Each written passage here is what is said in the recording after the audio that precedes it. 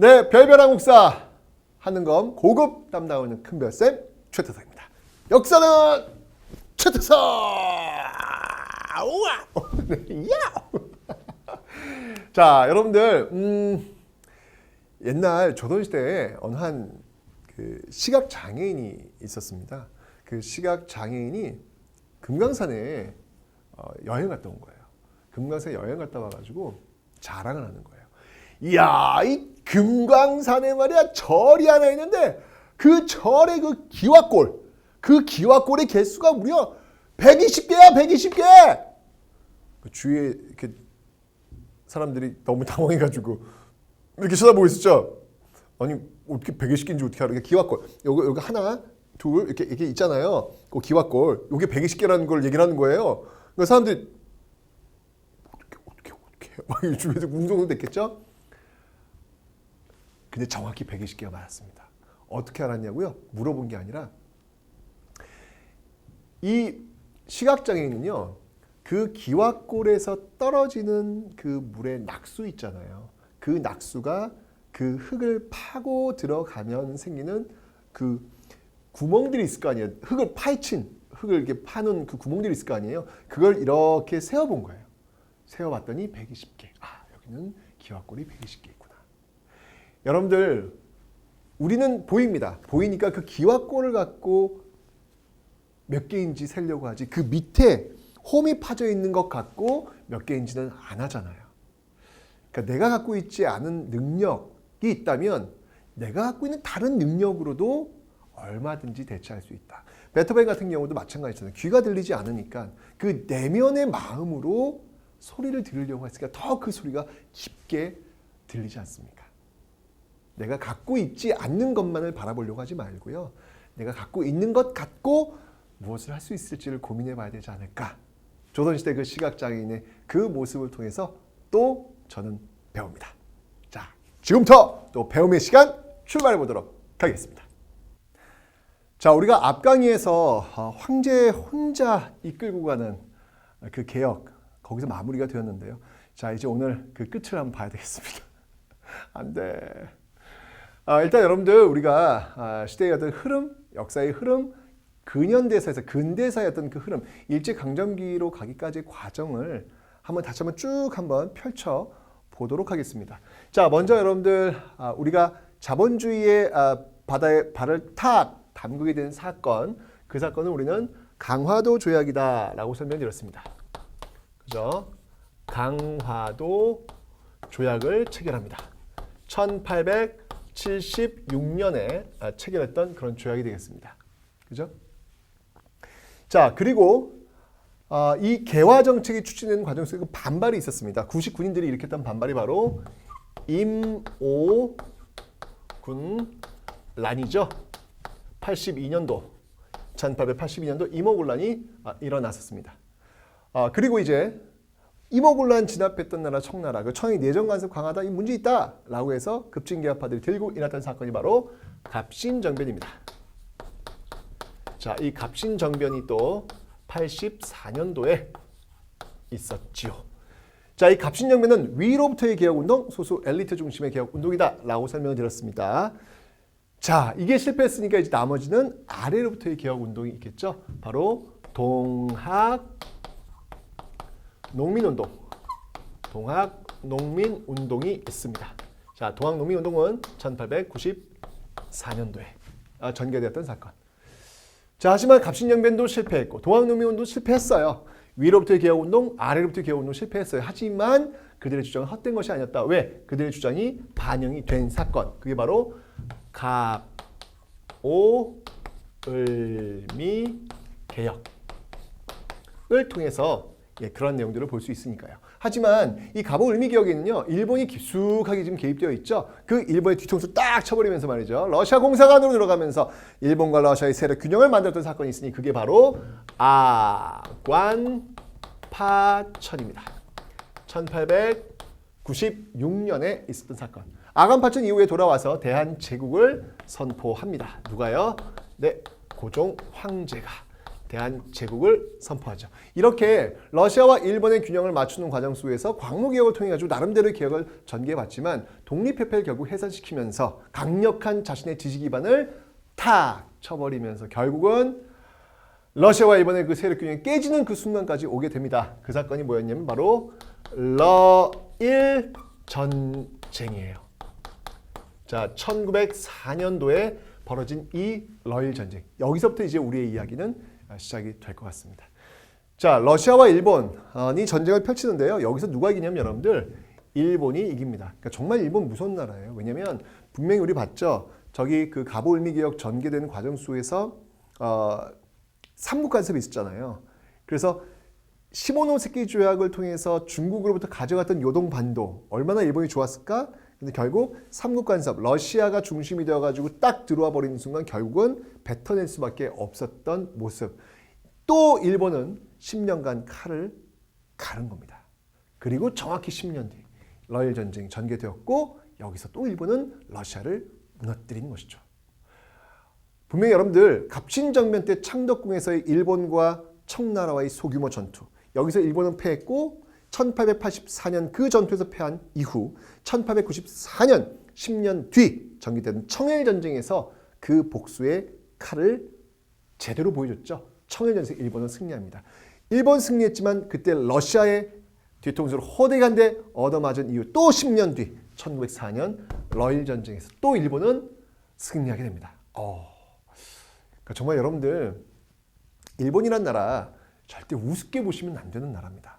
네, 굉장히 그런 측면에서 정말 이게 시스템이 정말 잘 되어 있는 나라가 바로 일본이 아닐까라는 그런 생각이 들거든요. 저는 이 역사 보면서 일본이란 정말 우리가 쉽게 넘어가서는 안 되는 그런 나라구나라는 걸 다시 한번 놀라면서 보게 됩니다. 일본은 그런 나라입니다. 자, 러일 전쟁을 수행하는 과정에서 이 과정에서 일본이 이제 급속하게 왜냐면 이제 러일 전쟁 과정 속에서 이 러시아와 일본의 세력 균형이 깨져버리는 거예요. 그 이전까지는 아과파전 이후에 이 고종이 러시아와 일본의 세력 균형을 통해 가지고 그 광무개혁이라는 공간을 만들었는데 이제 그게 의미가 없어진 거예요. 왜? 깨졌으니까. 공간이 깨진 거예요, 지금. 균형이 깨진 거예요. 일본 쪽으로 우리는 급속하게 빨려 들어갈 수밖에 없는 것이죠. 외세에 의존했을 때 나올 수밖에 없는 결론이 그겁니다. 외세에 의존하면요, 외세에 우리가 급속하게 빨려 들어갈 수밖에 없는 그런 상황이 도래한다는 이야기죠.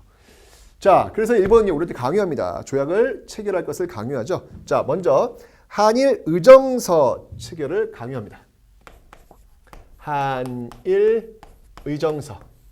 자, 이 한일 의정서는 여러분들 전쟁 전개하고 있으니까 우리나라에 있는 그 군사 용지, 땅 있잖아요. 그 마음대로 쓰겠다는 거예요. 군사 용지, 군용지를 마음껏 쓰겠다 라고 요구합니다. 여기에 그치지 않습니다. 또 조약을 체결하는데 그게 뭐냐면 1차 한일 협약. 1차 한일 협약을 체결합니다. 이 1차 한일 협약은 뭐냐면요. 바로 고문을 파견하는 거예요. 1차 한일 협약의 핵심은 바로 고문을 파견하는 것이다.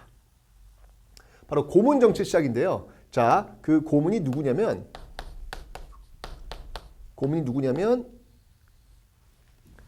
메가타하고 스티븐스예요. 메가타와 스티븐스. 자, 메가타 같은 경우는 여러분들 재정이고요. 스티븐스는 외교입니다. 이 메가타에 의해서 제가 다음 시간에 경제파트 설명드릴 텐데 이 메가타에 의해서 화폐 정리 사업이 단행될 것입니다. 그리고 스티븐스는요. 외국인이잖아요. 그러니까 외국 가가지고 막 우리가 왜 식민지가 돼야 되는지 조선이 왜 일본의 식민지 막 그 설파하고 다니는 거야. 나중에 장인원 전명훈에 의해서 결국 총에 맞아 죽게 될 인물입니다. 기억해 두십시오. 1차 한일 협약 때 바로 이렇게 고문이 파견되면서 나타난 모습이다 라는 겁니다. 기억해 두시고요. 자, 이렇게 해서 여러분들 러일 전쟁에서 일본이 승리했습니다. 이제 우리는 더욱더 급속히 빨려 들어가겠죠. 그러면서 체결했던 조약이 바로 2차 한일 협약입니다.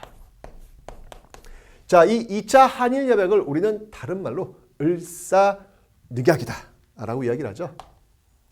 이 2차 한일 협약을 우리는 을사늑약, 너무나도 가슴 아픈 을사늑약이라고도 합니다. 을사늑약이라고 하는데요. 이때 이제 전개된 정치 형태는 뭐냐면 고문 정치입니다. 고문 정치. 이때는 고문 정치가 전개됩니다. 고문하니까 아니 고문이란다. 통감 정치. 여러분들 이 고문 정치가 뭐냐면요. 고문 정치는 막 으아 팔 꺾고 막 다리 막 하고 막 그런 고문을 생각하시는데 그게 아니고요. 그래서 이때부터 우리를 괴롭혔구나 이렇게 생각하실 때 그건 아니고요.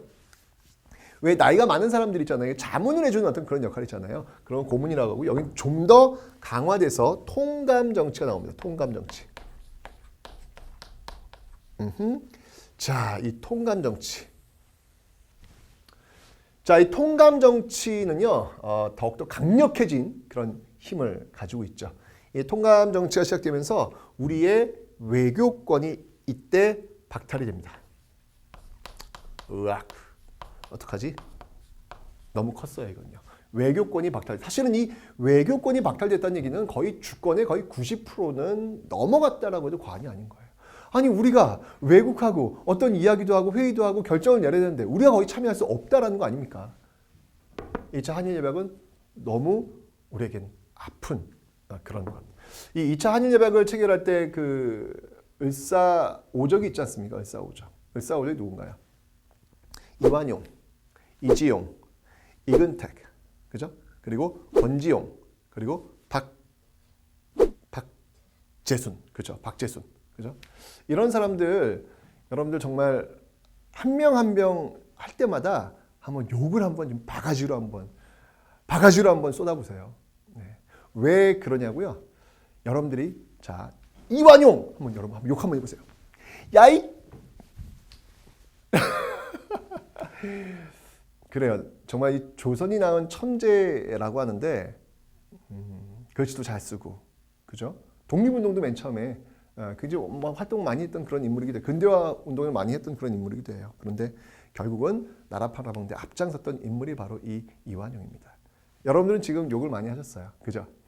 자, 왜 했냐고요? 그 경험을 기억하십시오. 나중에 여러분들이 그런 위치에 가 있을 때 여러분들이 내린 결정이 나라를 팔아먹는 그런 결정이라면 여러분들이 개인의 영위와 안달을 위해서 그런 결정을 내렸다면 여러분들은 죽더라도 결코 죽지 못할 것입니다. 이완용은 죽었지만 이완용은 지금 이렇게 계속 불려지면서 우리들한테 욕지거리를 먹고 있지 않습니까? 죽었지만 죽지 않도록 하고 있지 않습니까? 그래서 여러분들 정책 입안자가 되었을 때는 정말 고민하고 내 이름 석자 걸고 고민하고 또 고민해서 결정을 해야 된다는 것 다시 한번 여기서 느껴집니다. 을사오적 기억해 두시고요. 자, 고종 같은 경우에는요. 이렇게 1차 한일협약이 전개되었을 때 도장을 찍지 않습니다. 그래서 이것이 부당하다라고 해가지고 헤이그의 특사를 파견합니다. 헤이그의 특사를 파견하죠. 헤이그의 특사를 파견합니다. 헤이그의 특사. 이준, 이휘종, 이상설. 이 헤이그의 특사를 파견하는데요. 이게 사실은 여러분들 외교행위를 한 거잖아요. 근데 외국은 없단 말이에요. 없는데 이거 왜 외교행위했지? 라고 해가지고 고종을 강제로 퇴위시킵니다. 일본이 너 약속 위반이야. 고종 강제로 퇴위 그리고 그의 아들 순종을 왕위에 앉히게 되는 것이죠. 이 순종의 그 연호가 뭐냐면요. 융희예요. 융희. 이제 광무 시대가 끝나고 융희 시대가 도래하게 된 것이죠. 식민지로 넘어가는 어떤 그런 과정이 되겠습니다. 자, 그리고 이제 일본이 우리랑 또 조약을 체결하죠. 그게 뭐였냐면 바로 한일 신협약이라는 겁니다. 이 한일 신협약은 다른 말로 뭐라고 하냐면 이 한일 신협약은 다른 말로 정미 7조약 이라고도 합니다. 이때부터는 여러분들 어떤 정치가 전개되냐면요. 차관 정치가 전개됩니다. 자, 통감은 여러분 계속 있는 거예요. 통감은 계속 있고요. 통감이 이 차관을 말이죠. 일본인으로 앉힐 수 있는 어떤 그런 권한을 또 갖게 되는 거예요. 실질적인 어떤 임명권을 갖고 있다는 얘기죠. 그러니까 통감의 권한은 더욱더 커지는 것이죠. 그리고 장관 차관할 때 그 차관을 일본인으로 앉히는 말도 안 돼. 이런 어떤 모습들이 나타나고 있더라라고 하는 것. 그리고 정미 7조에서 여러분들 꼭 기억할 거 뭐냐면 바로 군대를 이때 해산합니다. 군대를 해산시키고 있는 모습이 또 이 한일 신협약에서 보이고 있더라라고 하는 것도 기억을 해주십시오. 그리고 나서 다음에 체결된 게 뭐냐면 기후각서예요. 기후각서. 네, 이 기후각서 이게 이제 1909년이거든요. 이 기후각서를 통해서 우리의 사법권을 또 강탈하는 모습들이 보이고 있습니다. 여기서 우리의 또 사법권이 강탈되는 모습. 그리고 1910년 우리는 경술국치. 너무나도 가슴 아픈 경술국치. 바로 식민지로 들어가는 그런 모습들이 지금 나타나고 있더라. 이게 하나의 어떤 그 모습이에요. 아 정말 강화도 조약에서 출발해가지고 말이죠. 그죠? 그냥 작게 문을 하나 열었을 뿐인데 그 끝은 저렇게 경술국치라고 하는 파국으로 가게 되는 이 사실. 그 몇십 년의 어떤 그 순간이 이렇게 가슴이 아픕니다, 여러분들. 왜 그랬을까 한번 보자는 얘기예요. 왜 강화도 조약으로 문을 열었던 우리는 저렇게 식민지 경술국치라고 하는 종점을 우리는 갈 수밖에 없었을까 한번 생각해 보자는 얘기예요. 여러 가지 이유가 있겠죠. 우리가 제대로 준비를 하지 못했던 그런 어떤 우리의 잘못이 있겠죠. 하지만 그중에 제일 큰 건 뭐냐면 외세 의존적인 기층민과 함께 되어가지고 이 시대를 헤쳐나가려는 어떤 그런 위정자들의 모습들이 아니라 자신들의 어떤 정권, 자신들의 정부를 유지하기 위해서 쉬운 방법, 즉 외세를 끌어들이고 그에 대한 대가를 지불하는 방식으로 길들여져 있다는 얘기예요. 우리 스스로 힘을 지킬 수 있는 그 자주의 힘을 놓치고 자꾸 외세를 끌어들여가지고 스스로를 지켜내려는 어떤 그런 모습들이 결국은 저런 모습들로 가고 있다. 배워야죠. 지금 우리 시대 때 우리의 어떤 자주적인 힘이 있느냐 없느냐가 정말 중요하지 않을까요, 여러분들?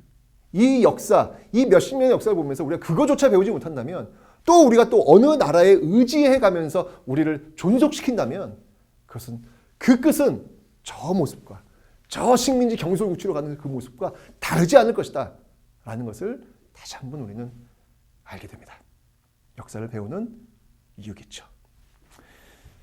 자, 하지만 이런 흐름들 속에서도요, 어떻게든 기울고 있는 대한제국, 기울고 있는 조선이라고 하는 배를 어떻게든 한번 끌어올리려고 노력했던 정말 많은 사람들이 있습니다. 그저 침몰하는 배를 그냥 바라보았던 것이 아니라는 것이죠. 자, 어떤 흐름들이 있는지 한번 볼 텐데요. 크게 두 가지 흐름을 한번 가지고 보도록 하겠습니다. 첫 번째 뭐냐면 애국개봉운동의 흐름이 있고요. 또 하나는 의병의 흐름이 있습니다. 애국개봉운동이라고 하는 건 기본적으로 실력을 좀 양성해서 우리가 좀 힘을 키우자라고 하는 운동이고, 의병이라고 하는 건 뭐예요? 지금 싸우자는 얘기죠. 지금 싸워서 우리가 이 난국을 헤쳐나가야 된다라고 하는 것이겠죠. 그런 관점들 가지고 한번 보도록 하겠습니다. 먼저 애국개몽운동부터 한번 살펴보도록 하겠습니다. 자, 애국개몽운동입니다. 애국개몽운동입니다. 여러분들 이 애국개몽운동은요, 어디에 영향을 받았냐면 사회 진화론에 상당히 많은 영향을 받았어요. 자, 사회 진화론이 뭔지 좀 설명을 좀 드려야 될 것 같아요. 사회 진화론에 굉장히 영향을 많이 받았는데, 여러분 진화론은 아시죠? 약육강식, 적자생존. 이게 진화론이잖아요. 그죠? 동물 세계가 그렇다면 인간 세계도 역시 마찬가지다. 강한 나라가 살아남고 약한 나라는 소멸되게 되어 있다라고 하는 거예요. 그러니까 우리가 소멸되지 않으려면 어떻게 된다? 힘을 키워야 된다.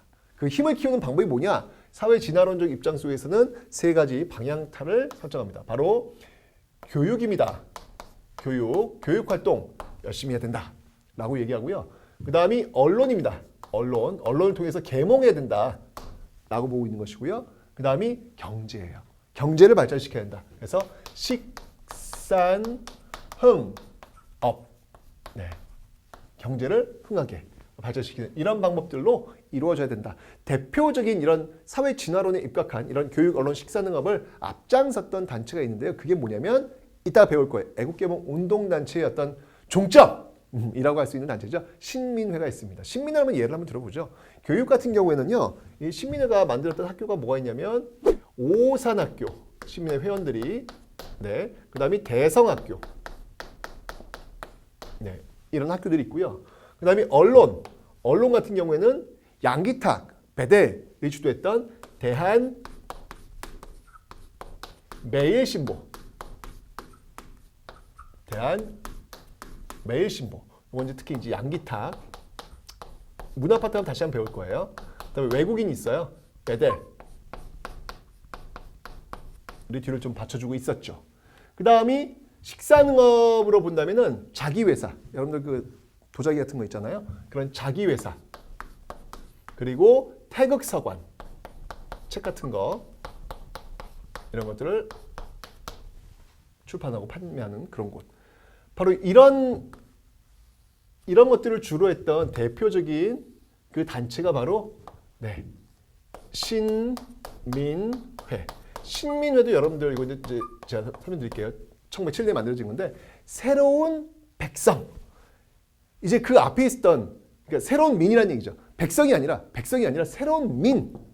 어떤 시민의 어떤 그런 모습들을 지금 보여주고 있는 모습들이 바로 신민회에서 나오는 거예요. 그러니까 이런 어떤 활동들. 그러니까 우리가 이제 실력을 키우자. 여기 이제 일제강점기 여러분들 실력 양성 운동으로 또 연결되거든요. 예, 이런 흐름들이 있다는 얘기예요. 자, 그러면 바로 이런 애국개몽 운동을 주로 했던 단체들은 어떤 것들인지 한번 살펴볼게요. 주로 이 애국개몽 운동은 언제부터 전개되냐면 러일 전쟁 있죠. 아까 봤잖아요. 이 러일 전쟁 때 우리가 막 기울어가는 어떤 그런 상황 속에서 굉장히 많은 애국개몽 운동 단체들이 등장을 하게 됩니다. 자, 어떤 게 있는지 볼게요. 먼저 보안회라고 있습니다. 이 보안회는 사실 경제적 구국운동에 또 하면 등장을 해요. 등장하는데 이 보안회는 뭐냐면 당시 일본이요. 전쟁하면서 보세요. 지금 한일 의정서에서 땅 달라고 그러잖아요. 땅에 굉장히 관심 많습니다. 왜냐면 이제 식민지를 가려 준비를 하니까. 그러면서 황무지 개간권을 달라 그래요. 우리 일본이 알아서 개간할 테니까 그걸 좀 달라고 합니다. 자, 바로 일본의 황무지 개간권을 반대. 일본의 황무지 개간을 저지시켰던 성공했어요, 여러분들. 예, 성공했던 단체가 바로 이 보안회가 되겠습니다. 이 보안회 말고요, 바로 이 일본의 황무지 개간 반대했던 또 다른 단체가 있어요. 그 단체가 뭐냐면 농광회사. 네, 농광회사와 위드라고 한번 해보죠. 와 함께 일본의 황무지 개간을 반대했던 그런 단체가 바로 보안회가 되겠습니다.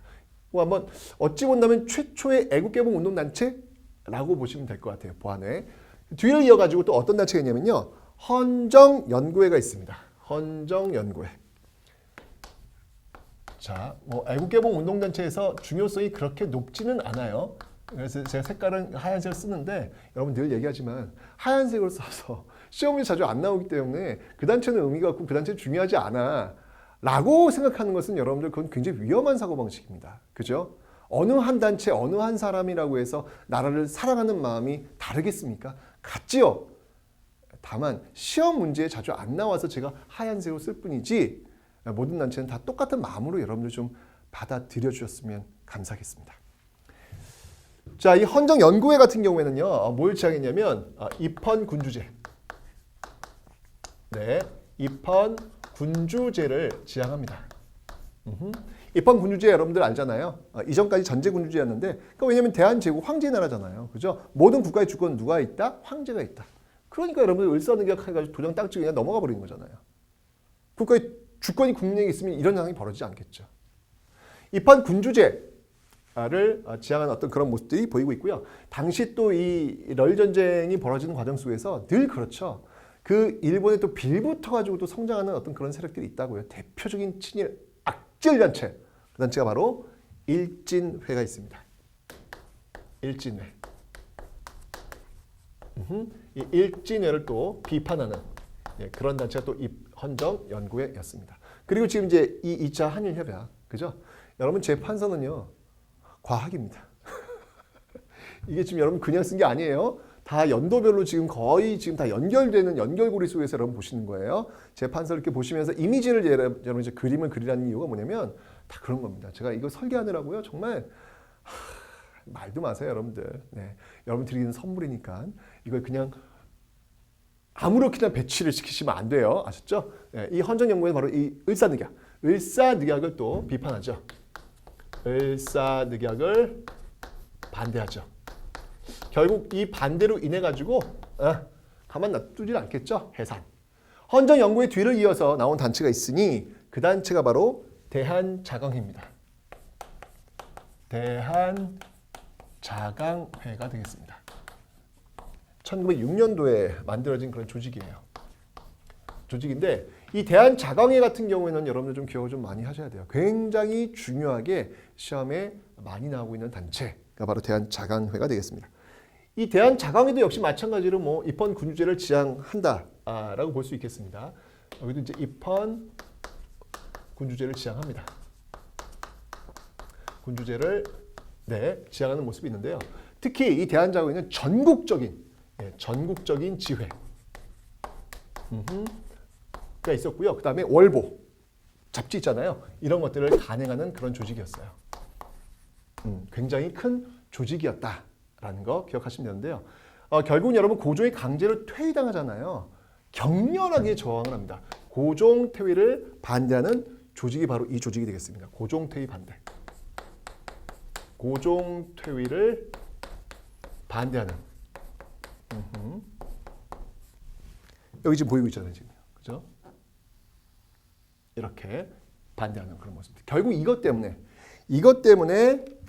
당시 그 이 보안법에 의해서 보안법에 적용되어 가지고 결국은 해산되는 단체가 바로 이 대한자강회가 되겠습니다. 기억해 놓으시면 되고요. 자, 이제 보안회, 헌정연구회, 대한자강회 여러 단체들이 등장했는데요. 애국개봉운동의 끝판왕, 끝장을 보겠습니다. 그 단체가 어디냐면 바로 신민회라는 거예요.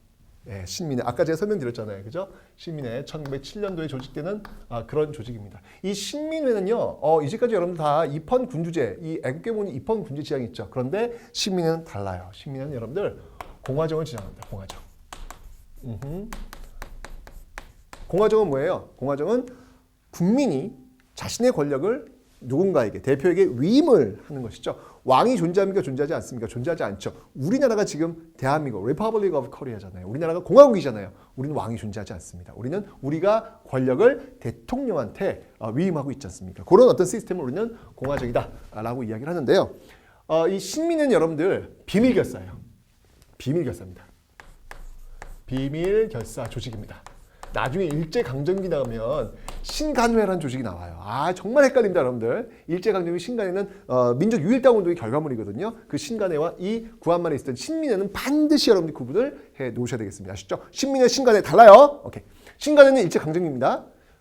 그리고 이 신민회가 무엇보다도 참 의미 있는 건 뭐냐면 바로 국외 독립운동 기지를 만들려고 했다는 거예요. 국외 독립운동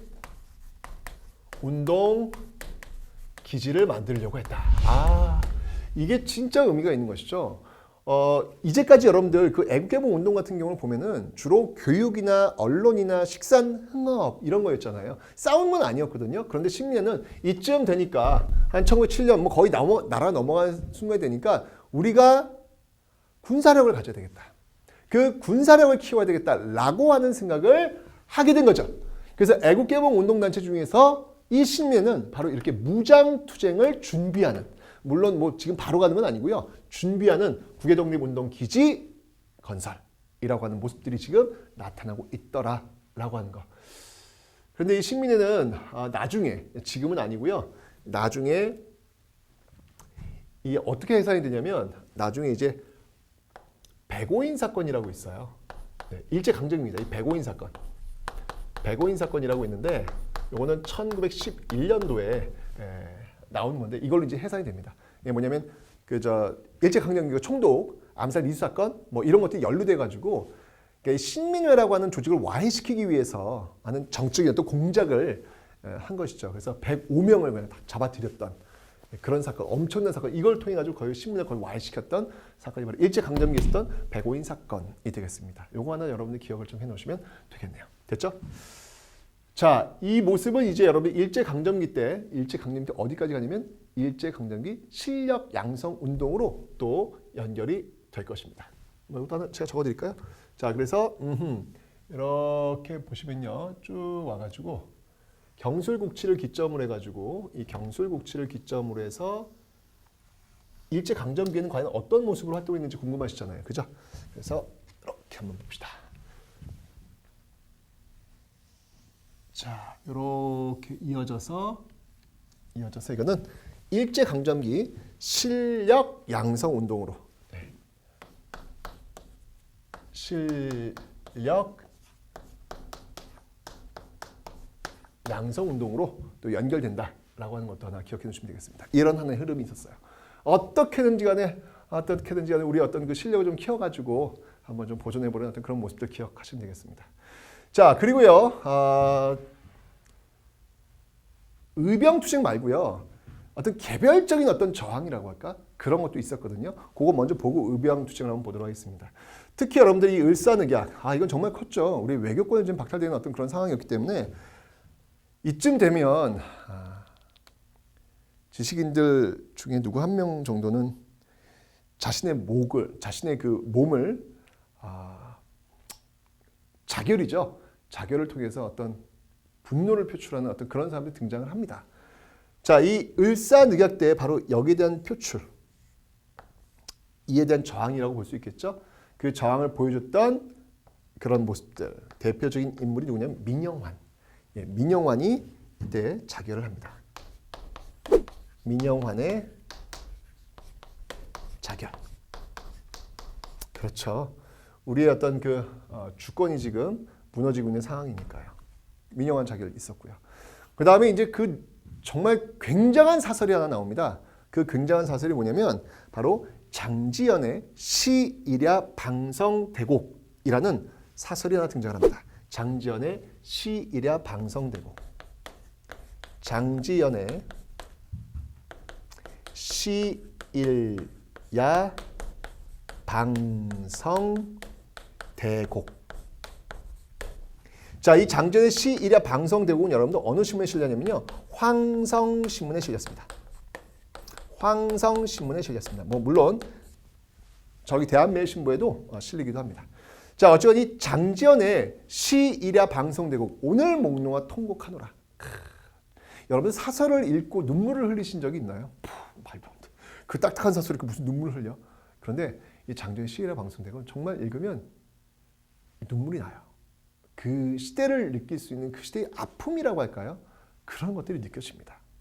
그 지식인의 절절한, 그리고 이 을사늑약의 체결에 앞장섰던 을사오적을 개돼지로 이야기하면서 그 지식인의 어떤 분노를 표출하는 그런 모습들이 아주 절절하게 나타나고 있는 게 바로 이 장지연의 시일야 방성대곡이 되겠습니다.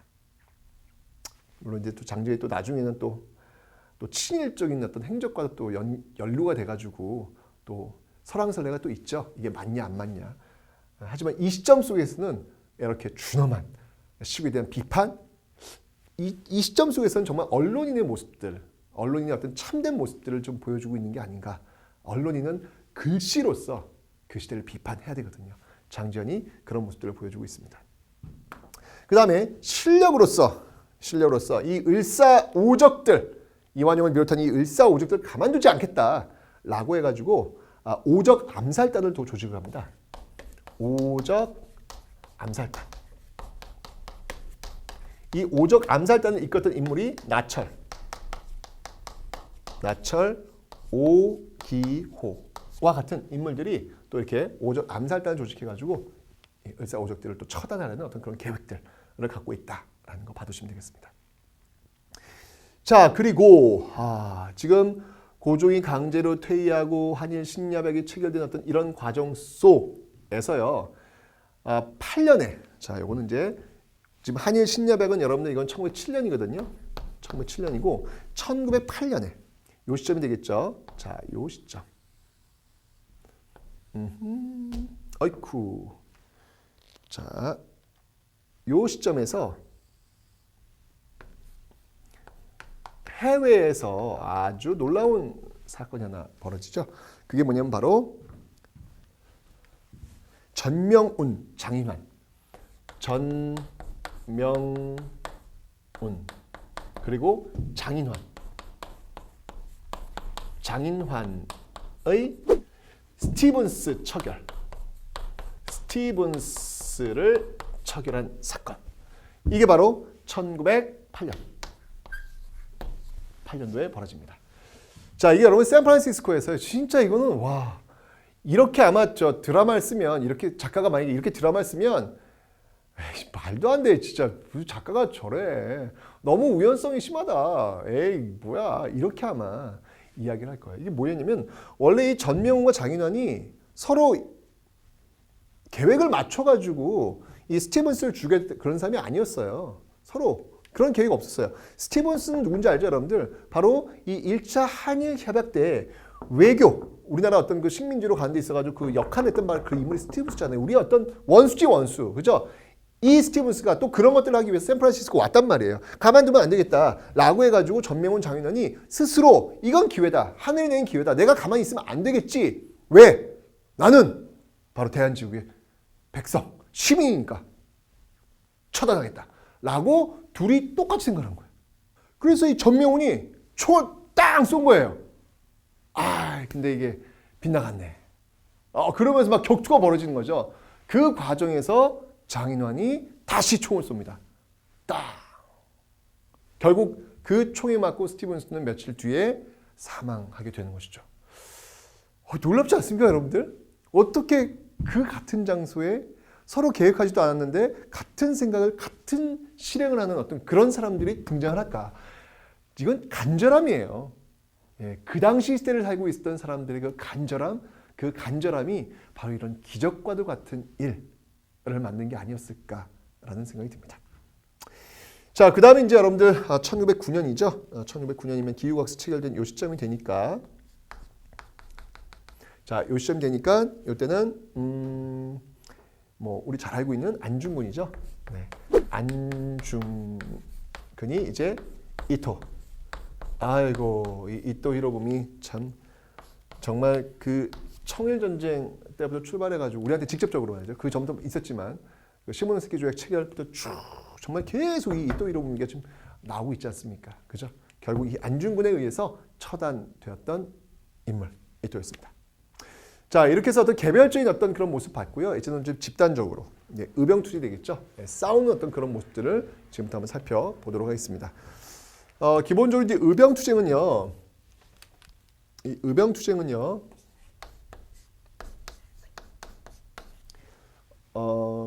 위정척사파에서부터 출발하고 있다라고 제가 설명을 드렸습니다.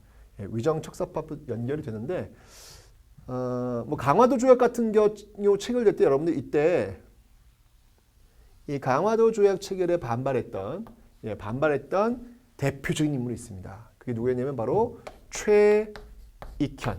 네, 또 등장할 거예요, 여러분들. 네, 이 최익현이 도끼 들고 가가지고 도끼 상소. 내 목을 먼저 쳐라. 이건 하면 안 돼. 라고 주장했던 그런 모습들도 있습니다. 근데 참 여러분들 보수라고 하는 최익현은 정말 보수예요. 위정척사파의 대표적인 인물인데 중요한 건 뭐냐면 사실은 여러분들 이 최익현 언제 등장했죠? 앞에 흥선대원군을 탄핵했던 그 인물이 바로 최익현이잖아요. 그래서 어찌 본다면 최익현 덕분에 고종정부가 출발했어요. 근데 그 고종정부가 결정이 강화도 조약이란 말이야. 그러면 자기가 출발시켰던 그 정부라면 그냥 눈 감아 줄 수도 있고 어찌 보면 변명을 해줄 수도 있잖아요. 그죠? 그런데 최익현은 그러지 않습니다. 저는 보수는 좀 그럴 필요가 있다는 생각이 드는 거예요. 보수는 정권 바뀌었다고 해서 그 정권에 맞춰가지고 자기 입장을 바꾸는 건 에이 그 가짜 보수지. 그건 말도 안 되는 거죠. 명확한 기준을 가지고 어떤 정권이 바뀌더라도 자기의 신념을 일관되게 이야기할 수 있는 것, 저는 그게 진짜 건강한 보수다. 필요합니다, 여러분들. 우리 사회에서 그런 보수가 필요합니다. 정권 바뀌면 언제 그랬냐는 듯이 비판의 강도는 무뎌지고 오히려 합리화시키고 변명해주는 어떤 그런 가짜 보수들, 그 가짜 보수들이 우리 사회에 문제가 되는 거다라는 저는 생각이 듭니다. 최익현 같은 경우는 아마 그런 어떤 모습들이 좀 진짜 보수였던 그 건강한 보수들의 어떤 모습들이 보여지는 게 아니었을까라는 그런 생각이 드네요. 자, 그 다음에 여러분들 이모군란 그 들어가기 전에 있었던 큰 사건이 한 번 또 있었죠. 자, 그 사건이 뭐였나요? 네, 바로 이 개화 정책을 반발하면서 개화 정책에 대한 반대로서 나왔던 운동. 예, 바로 조선 책략. 그죠? 그 조선 책략. 연미해야 된다는 그 조선 책략 반발로서 나왔던 게 바로 영남 만인소. 위정척사의 어떤 그런 운동들이 지금 이렇게 전개되고 있었죠. 그런데 이제 그런 흐름들이 이제 받아들여지지 않으니까 이제 의병이라고 하는 실력 투쟁으로 나오는 거예요. 그 첫 번째 의병이 뭐냐면 쭉 가시다가 여러분들 바로 이 갑오 을미개혁 때 어떤 일이 있었습니까, 여러분들? 명성황후 시해 사건 있잖아요. 게다가 그 을미개혁 과정 속에서 단발령이 컸죠. 자, 그 의병, 을미년의 의병이다라고 해가지고요, 여러분들 을미의병을 기억하시면 되겠습니다.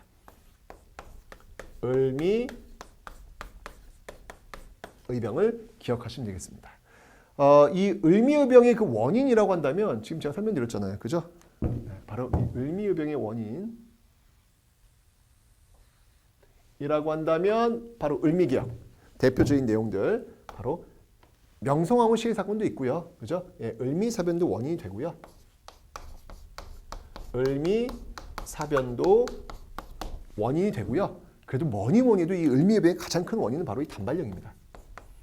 단발령. 이거는 뭐 컸죠. 단발령은요. 그죠? 유생들 신체 발부는 수지 부모라. 부모님이 준 이 몸에서 털럭 하나 건드리지 않는다는 게 이제까지 그들이 배워왔던 건데 싹둑 잘라버리니까 이거 얼마나 이거는 뭐 이거 심각한 사건이죠. 이 단발이 가장 컸다라고 하는 거. 이때 활약했던 인물이 누가 있냐면요. 유인석. 그 다음에 이소웅. 이런 인물들인데 주로 양반 유생 중심. 네, 양반 유생들이 중심이 되어가지고 이 을미의병을 주도하고 있다라는 거 기억해 놓으시면 되겠습니다. 근데 을미의병은요 결국 여러분들 갑오 을미개에서 이제 아관파천 오잖아요, 그죠? 아관파천 딱 고종이 단행한 다음에 그 다음에 이제 내가 다 처리했다야. 이제 그만해라야. 단발령? 오케이 이거 강조를 안 할 테니까 염려하지 마. 라고 딱 처리했으니까 너희들 그만해. 왕이 이제 이렇게 얘기를 하니까 결국은 이제 해산을 하게 되는 것이죠. 그래서 고종의 해산 권고가 받아들여지는 이런 것도 하나 여러분들 기억을 좀 해놓으시면 되겠습니다. 됐죠? 을미의병이 있고요. 그 다음에 쭉 와가지고 이제 정말 또 너무너무 가슴 아픈 사건. 그렇죠. 바로 이 을사늑약이 있겠죠. 이 을사늑약과 관련된 의병 또 연결이 돼야 되겠죠. 자, 그 의병은 바로 을사의병입니다. 을사의병. 자, 이 을사의병의 이유야 을사늑약이죠, 뭐. 그죠? 굳이 뭐 제가 그거까지 쓸 필요는 없고요. 이때 활약했던 인물들이 누가 있냐면 바로 이제 최익현이 또 등장하는 거예요. 자, 최익현이 등장합니다. 네, 최익현 등장하고요. 그 다음이 민종식. 이런 인물도 등장하는데 특히 을사의병에서 여러분들 기억해야 될 게 뭐냐면 바로 평민의병장 신돌석이라는 인물이 등장한다는 거예요. 신돌석. 평민의병장. 자, 이제는 이 시점이 되면 양반 중심이 아니라 이렇게 평민들도 나라 지키겠다고 나오는 어떤 이런 모습들이 지금 나타나고 있더라. 이게 을사의병의 특징이 되겠습니다. 됐죠? 그리고 이제 이 의병에 어찌 본다면 종결판, 최고의 어떤 그 규모를 자랑했던 의병이 있는데요. 그게 바로 여기 지금 한일 신협약, 정미 7조약을 체결하면서 나왔던 의병이 있습니다. 자, 여기입니다. 여기. 자, 이렇게 연결을 한번 해볼게요. 바로 여기에 대한 어떤 반발이 되겠습니다. 여기에 대한 반발로서 나온 게 바로 정미의병이에요. 정미의병. 정미의병이 되겠습니다. 자, 이 정미의병의 원인은요. 바로 이거. 직접적으로 나왔죠, 여러분들. 군대 해산. 이 군대 해산이 가장 컸습니다. 원인을 본다면 군대 해산. 이 군대가 해산되면서 합류합니다. 이때 이제 이 군대 해산되면서 박승환이라는 인물이 또 자결하기도 하죠. 박승환. 이라는 인물이 또 자결하기도 합니다. 하는데 이 군대가 합류하면서 여러분들 어떤 일이 벌어지냐면 바로 의병 전쟁화. 아주 엄청나게 규모가 커지는 거예요. 의병 전쟁화. 네, 의병 전쟁으로 규모가 굉장히 커지는 모습들. 그래서 어떤 조직을 형성하냐면요, 13도 창의군을 만들어요. 네, 13도 창의군을 조직해가지고 이 13도 창의군을 중심되어서 서울 진공작전, 서울 진공작전을 전개합니다. 이 작전에 관여했던 인물들이 누구냐면 이인영 그리고 허위 같은 인물들이 바로 이런 작전에 참여하죠. 근데 이제 이인영 같은 경우에는 이런 것들을 전개하는 과정 속에 아버님이 돌아가세요. 그래서 결국은 끝까지 지휘하지 못하고 내려가죠. 그 뒤를 이 허위가 이어받아가지고 싸우게 되는 그런 모습들도 여러분 기억을 해놓으시면 되겠습니다. 이때 또 여러분 특징 중에 하나가 뭐냐면 이 정미의병 같은 경우에는요, 자신들을 국제법상 교전단체로 인정해달라. 국제법상 교전단체. 그러니까 자기는 어떤 국제법상 교전단체라고 하는 건 뭐냐면 당당한 어떤 군인의 어떤 일환으로서 우리는 싸운다는 것이지 우리가 어떤 역모의 혐의가 있는 어떤 개별적인 도적이나 이런 사람들이 아니라는 것이죠. 그래서 국제법상 교전단체를 주장해 줄 것을 인정해달라고 주장했던 그런 의병이 또 정미의병이 되겠습니다. 이 정미의병은 여러분 여기서 끝난 게 아니고요. 나중에 이게 호남의병으로까지 연결이 돼요. 이게 지금 쭉 연결돼가지고 호남의병으로까지 연결이 됩니다. 뒤에 이어져가지고 호남의병으로 연결이 되는데 이 일본의 입장이죠. 일본의 입장에서 바로 이런 호남의병들을 토벌한다 라고 해서 전개했던 그 작전이 있어요. 그 작전이 뭐냐면 그들의 작전이죠. 바로 소위 남한 대토벌작전. 남한 대토벌작전. 이걸 전개해서 결국은 의병 숫자들을 다 진압을 하고 넘어가게 되는 겁니다. 하지만 여러분들 이 의병은요, 결국 국외로 가서요, 항일 무장투쟁, 그 항일 무장투쟁을 또 전개하는 모습들이 연결이 될 거예요. 항일 무장투쟁. 네, 항일 무장투쟁의 또 흐름으로 연결되고 있더라라는 얘기입니다. 정말 그 진한하게 싸웠던 그런 모습들. 아마도 여러분들 일본이 사실은 이렇게 1905년 을사늑약을 체결하고 그냥 바로 우리나라를 그냥 바로 식민지로 할 수도 있었는데 그걸 못한 거는 이렇게 격렬한 저항이 있었기 때문에 쉽지 않았다라고 하는 것을 다시 한번 확인할 수 있는 것 같아요. 그죠? 자, 어쨌건 그러면 여기서 중요한 내용들 무엇인지 한번 보도록 하겠습니다. 앞에서 한번 쭉 보죠. 자, 애국개몽운동과 의병이라고 하는 두 개의 흐름을 갖고 지금 출발을 하고 있습니다. 쭉 출발을 해가지고요. 자, 을미의병. 을미의병에서는요, 시험에 잘 나오는 게 고종의 해산권고가 좀 시험에 잘 나오더라고요. 고종의 해산권고, 을미의병과 관련된다는 내용 기억을 해놓으시면 되고요. 단발령이 너무 당연한 거니까 가시면 되고요. 그 다음에 이 장지연의 시일야 방송대곡. 이건 단골이죠. 황성신문에 실렸다는 거. 이건 문화 파트와 또 연결해서도 시험에 잘 나올 겁니다. 그래서 보안의 그 황문지 개간이 보안에 잘 나옵니다, 여러분들. 보안에 애국개몽 운동단체로서 기억을 좀 해놓으시면 되고요. 쭉 와가지고 이제 을사늑약. 을사늑약 때는 맞네요. 애국개몽 운동단체 헌정 연구에도 반발하고 있고 지금 의병에서도 지금 그죠? 을사의병이 지금 반발하고 있는 모습들 보이고 있습니다. 을사의병 때 이제 신도수 같은 평민 의병장이 등장한다는 거 그래요. 이 정도만 여러분들이 좀 기억을 해놓으시면 되겠습니다. 됐고요. 그리고 이제 대한자강회. 이 대한자강회 시험 잘 나옵니다. 대한자강회 시험이 잘 나와가지고 고종 퇴위를 반대했던 이 고종의 퇴위를 반대한 그런 단체로서 기억해 놓으시면 되겠습니다.